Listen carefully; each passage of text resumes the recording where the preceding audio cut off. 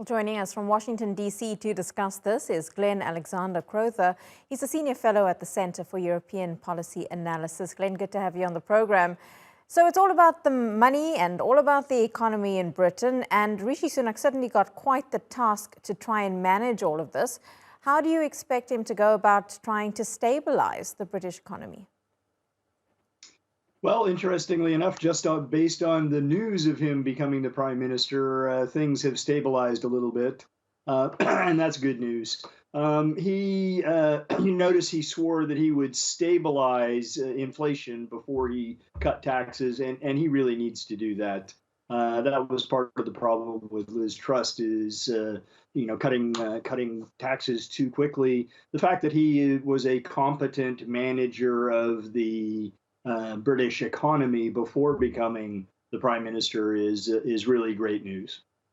So this could be good news for the markets, but on the international stage, how does this change in leadership that the UK has seen over the last few months really affect their image? Because this is a country seen as a global leader, but the leaders themselves have caused quite the political crisis. Yes, they have, but he is an international figure, well known. The fact that he's the children of immigrants, he is the child of immigrants, and has moved in elite circles. That means he knows pretty much everybody, probably in Europe, I would imagine, and in North America. He was also educated in Stanford, which is one of our best universities. Led a $700 million trust investment fund. And so he's the right guy at the right time. Also, honestly, nobody else would stand up. Liz Truss, of course, flamed out. Penny Mordaunt, Liz Truss and Penny Mordaunt and Rishi had all been the three contenders in July. And so we've seen the other two peel off. And as your person said, he's the last man standing.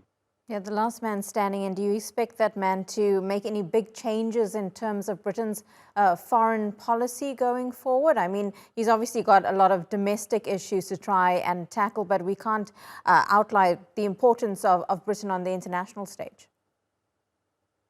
Well, the top priorities right now, friendship with the United States, that will continue. Support for Ukraine, that will continue.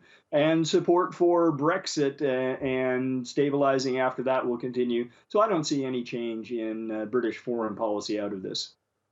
And do you see the way that other countries will possibly interact with the UK going forward in terms of energy, in terms of the economy? Because Europe is, of course, facing this energy crisis, but Britain is also trying to deal with that in itself with rising energy bills. And it may take some time before Rishi Sunak can really get to terms with that on the type of immediacy that the people of Britain are wanting.